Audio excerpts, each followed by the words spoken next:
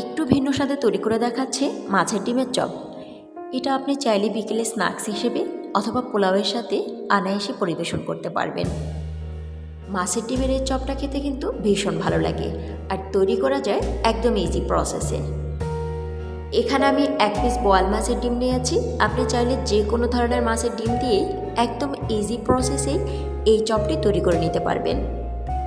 ফার্স্টে যেটা করছি, ডিমের ব্যাক সাইডে যে একটা পাতলা আবরণ আছে, একটা কাঁচের সাহায্যে এটাকে কেটে নিচ্ছি। এতে করে হবে কি, ডিমটা কিন্তু খুব ইজিলি চলে আসবে। এভাবে চিপে চিপে যতটা সম্ভব ডিমগুলোকে বের করে নিচ্ছি।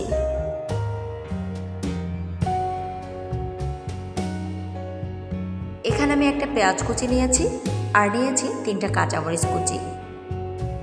ঝাল বেশি খেতে চাইলে মরিচের পরিমাণটা চাইলে আরও একটু বাড়িয়ে দিতে পারেন। 1 মুঠ দিয়ে দিচ্ছি ধনেপাতা কুচি, আর স্বাদ মতো দিয়ে দিচ্ছি লবণ।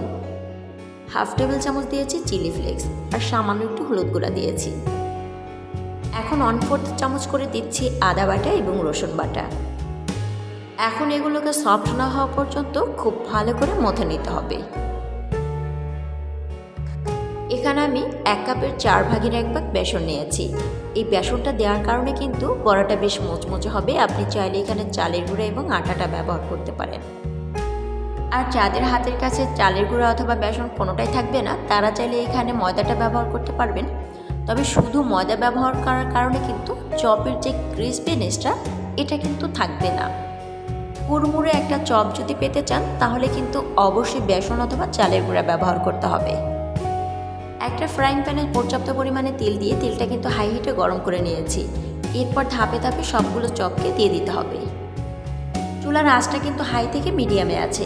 একদম হাইতে রাখলে হবে কি, বড়ার ব্যাক সাইডটা কিন্তু পুড়ে যাবে, আর ভেতরটা কিন্তু খুব ভালো করে কুক হবে না।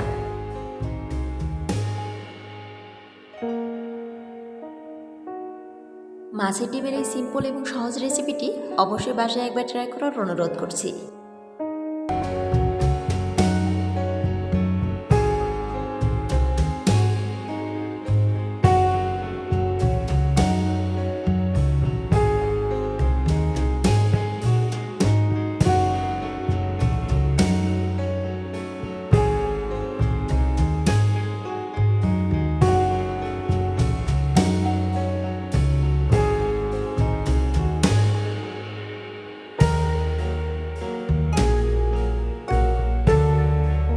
এরকম সুন্দর, সহজ এবং সুস্বাদু রেসিপি পেতে অবশ্যই দিলশাহারা ওয়ার্ল্ডের সাথেই থাকবেন।